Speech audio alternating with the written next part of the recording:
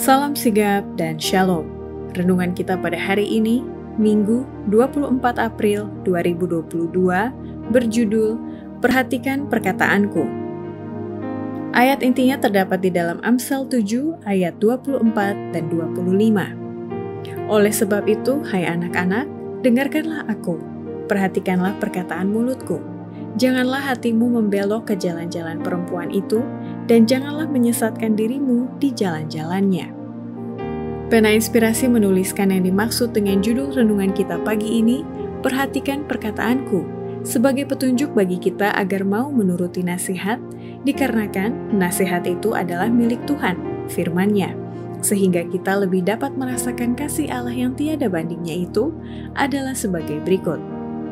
Pertama, alasan dan konsekuensi setiap orang perlu untuk perhatikan perkataanku, menurut Salomo, dikarenakan memang Kristus menghendaki dan menuntut setiap orang yang telah menerima terang kebenarannya berada di bawah tanggung jawab yang sama seperti Nabi di Israel. Selama kesempatan masih ada, setiap orang yang telah menerima terang kebenaran berada di bawah tanggung jawab yang sama seperti Nabi di Israel yang mendapat perkataan ini.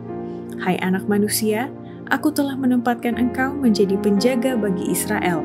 Karena itu, dengarkanlah perkataanku, berilah amaran kepada mereka demi aku.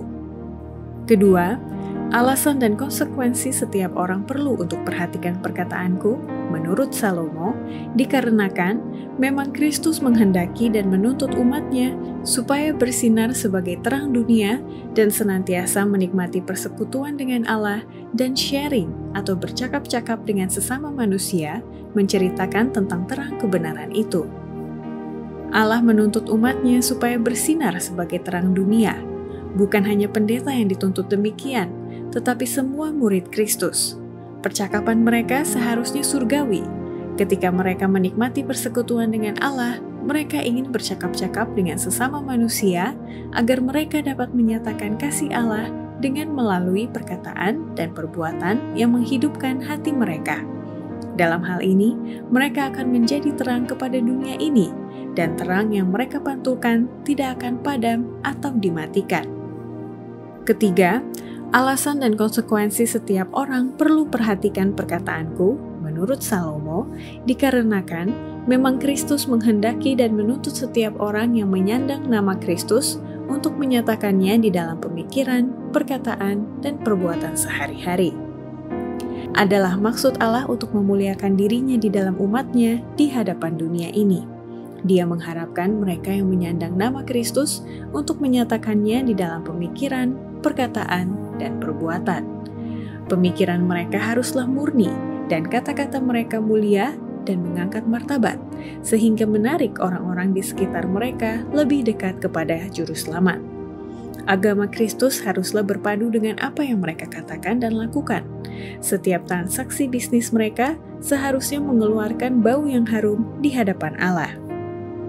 Keempat, alasan dan konsekuensi setiap orang perlu untuk perhatikan perkataanku, menurut Salomo, dikarenakan memang Kristus menghendaki dan menuntut setiap orang untuk tidak hanya sekedar memelihara formalitas kesalehan atau hanya nama mereka saja yang dicatat dalam buku sidang, namun mereka berbuat dosa rahasia yang disembunyikan dengan licik.